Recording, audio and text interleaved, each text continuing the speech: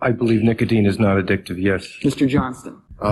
Congressman, cigarettes and nicotine clearly do not meet the classic definitions of addiction. There is no intoxication. We'll take that as a no. And again, time is short. If you could just, I think each of you believe nicotine is not addictive. We just would like to have this for the record. I don't believe that nicotine or our products are addictive. I believe nicotine is not addictive. I believe that nicotine is not addictive. I believe that nicotine is not addictive. And I too believe that nicotine is not addictive. And based on careful examination of the scientific evidence, there are three overall conclusions to this report.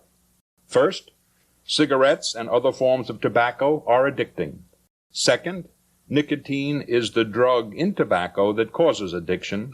And third, the pharmacologic and behavioral processes that determine tobacco addiction are similar to those that determine addiction to drugs such as heroin and cocaine. That first clip was from 1994, when the leaders of the country's largest tobacco companies testified before Congress. The second was Surgeon General C. Everett Koop announcing new research on nicotine addiction 8 years earlier. The use of bad science allowed the tobacco industry to delay regulation and protect itself from lawsuits. In 1998, 4 years after the chieftains of tobacco denied that nicotine was addictive, the industry agreed to a settlement that would cost them $206 billion over 25 years and severely restrict its advertising, especially to kids. As the Indiana Youth Risk Behavior Survey notes, tobacco is the only product that kills when used as directed. Today, the story is about science scams. Scams where scientists intentionally falsified or simply made up data to support their position. Our collective lack of understanding about science has always been a problem. Most of us would struggle to not only understand pieces, but putting it all together is beyond our skill set. Scientists that do understand how this stuff works publish papers so they can share what they know and to help other scientists replicate the experiment. Those papers include citations to show how the work of others influenced the research. Now, where it gets tricky is when some citations are real, but a lot of others are tossed in just to make the paper seem more credible. Likewise, sometimes citations are left out entirely, and the author presents the ideas as their own. As T.S. Eliot once said, "Good writers borrow, great writers steal." Well, that may work for fiction, but it's not good science.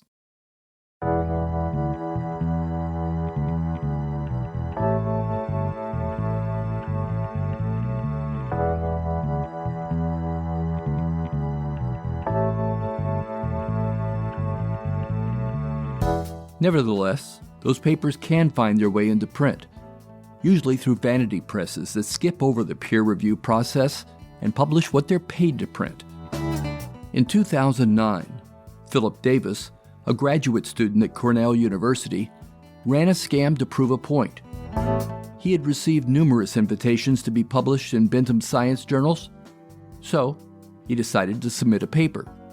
With the help of a website that creates bogus scientific papers, he submitted the paper for what was supposed to be a peer-reviewed journal. Davis said that he and the other authors were affiliated with the Center for Research in Applied Phrenology, which, if you're a fan of acronyms, spells out C-R-A-P. Crap. Lo and behold, the paper was accepted, and the firm asked for $800 to cover publication fees. The money was to be sent to an address in the United Arab Emirates. Davis said, to be fair, many papers Bentham published are peer-reviewed, but it appeared to him that the practice was inconsistent. These publishers participate in what's known as open access, a place where scientists can publish information that either did not survive peer review or were not yet ready for that process. I'd like to tell you the scientists are cleaning up their act, that scrutiny by peer-reviewed journals has increased, and that new safeguards are in place to catch research scams. I'd like to, but I can't.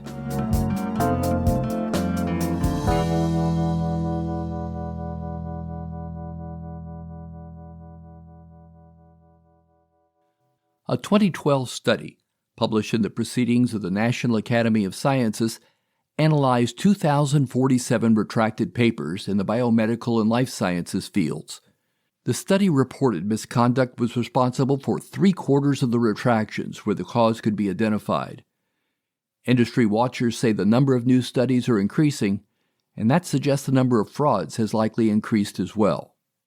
In 2016, the Canadian Broadcasting Systems program, The Nation, took a look at the problem through the eyes of 3 professionals whose job it is to expose scam science. Here's researcher Ivan Oransky and reporter Kelly Crow. It's been happening as long as scientists have been doing science. For decades, there have been people, one of whom actually painted with a magic marker on a mouse in an elevator on the way up to give a presentation to make it look as though his results were actually what he wanted everybody to think they were. That was William Summerlin who colored his mouse with a marker. And he has lots of company in the rogues gallery of scientific misconduct. Here's Wang Woo-suk, the South Korean scientist who thrilled the world saying he'd cloned human embryonic cells. Except he didn't. He made it up. There's John Darcy, the Harvard cardiologist who can claim dozens of faked papers based on data from experiments he never did. Over here, UK Dr. Malcolm Pierce claiming a world first by reversing a miscarriage, except the patient didn't exist. That's the guy who plagiarized the paper about plagiarism. And meet Dong Pyu Han, who faked a vaccine experiment by spiking his rabbit samples with human blood. And so when confronted, Han confessed, felt terrible about it, but eventually lost his job. Long story short, is now serving an almost 5-year prison sentence because of his federal grant fraud. Sometimes, bad science is convicting evidence.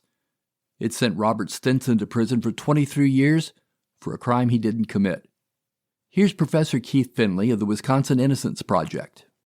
The case of Robert Lee Stinson is a guy in Milwaukee who was convicted in the mid-1980s of a sexual assault and murder based on, almost entirely, on forensic odontology evidence. That's dental evidence, bite mark evidence. The forensic dentist, the odontologist, opined that no one's teeth could have made those marks on the victim's body except Robert Lee Stinson. DNA testing, after Robert Lee Stinson had spent 23 years in prison, proved that he was not the person who killed that victim and left those bite marks, that it was actually somebody else, also identified by the DNA testing, who, when then confronted with the DNA results, confessed and explained how he had committed this particular crime.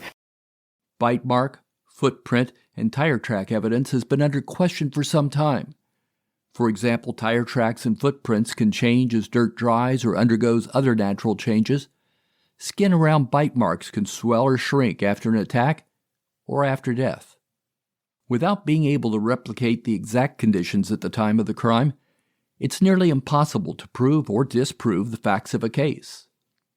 You might think DNA would solve a lot of these problems, but Ruth Morgan, the director of the Center for Forensic Scientists at the University College of London, provided an example during a TED Talk.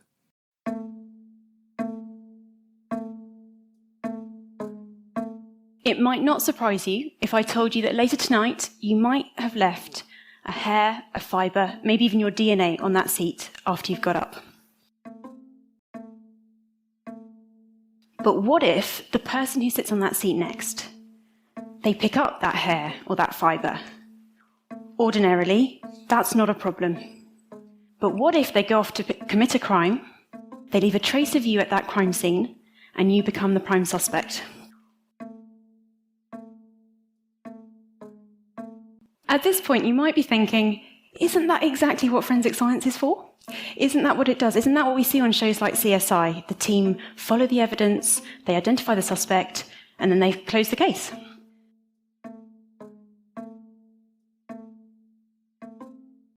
Not all of us are going to commit a crime, but every single one of us could be accused of one. So imagine you're standing in the court, and the expert is explaining to the judge how that hair, that fibre, how your DNA is cast iron proof of your guilt. But you know you're innocent, but you know it's you versus science. Now, we know that there are lots of people out there who don't have to imagine this because it's happened. But the thing is, it is still happening.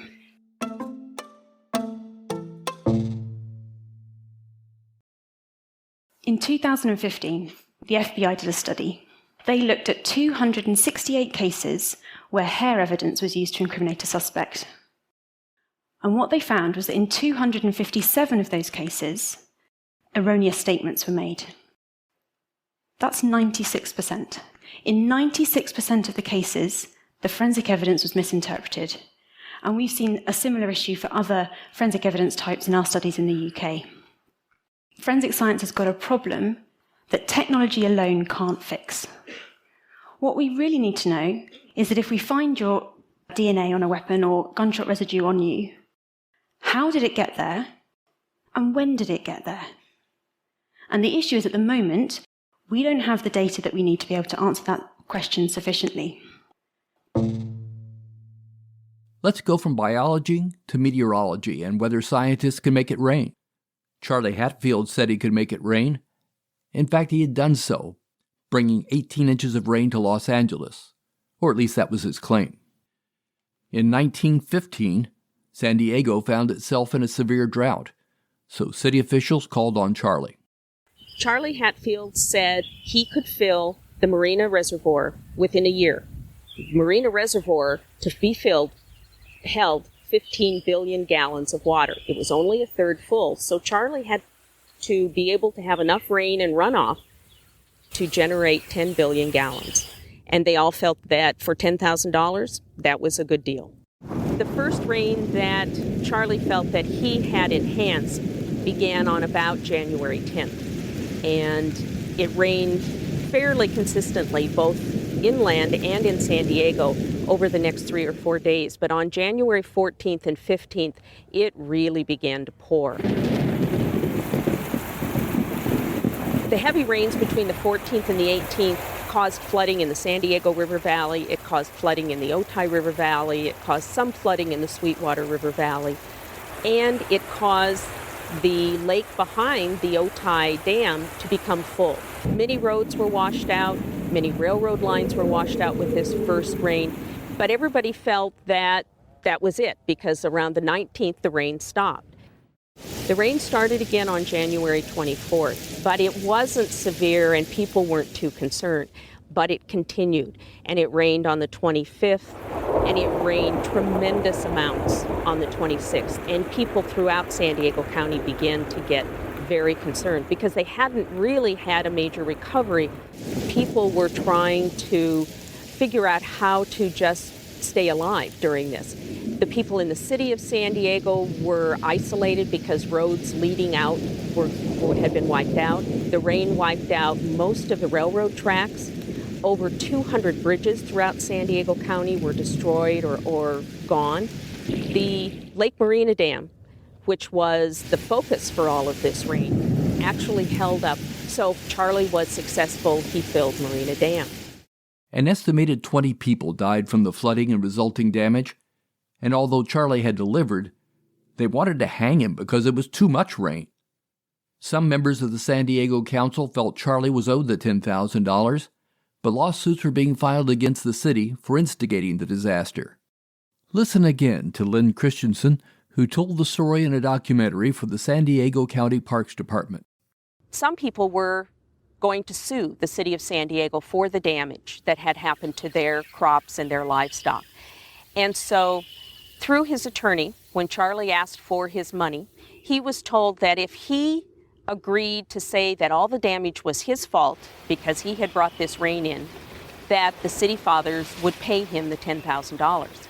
But Charlie and his lawyer were smart, and they knew that if he agreed to that he would be paying these people off for years to come. And so they said no, they would not claim that Charlie had caused this damage to happen.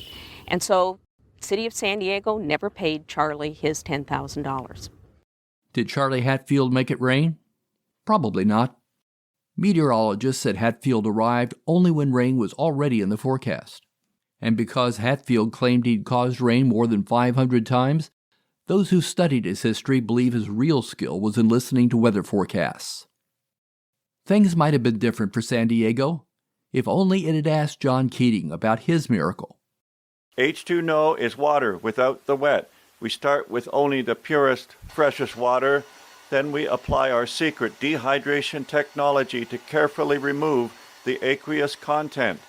To use H2No, simply measure out 8 ounces of cool, clean water, add it to the H2No, shake for a few seconds, and enjoy cool, clean, satisfying water ready to drink. Why struggle with the weight and inconvenience of water when you can take H2No along? People get taken by a scam or con because they want to believe they can become richer, smarter, or more attractive to a partner. But because they were the mark, they never realized they were being scammed. They never saw it coming. What you can believe in is that a new episode of Scams and Cons is coming in 2 weeks. Thanks for listening.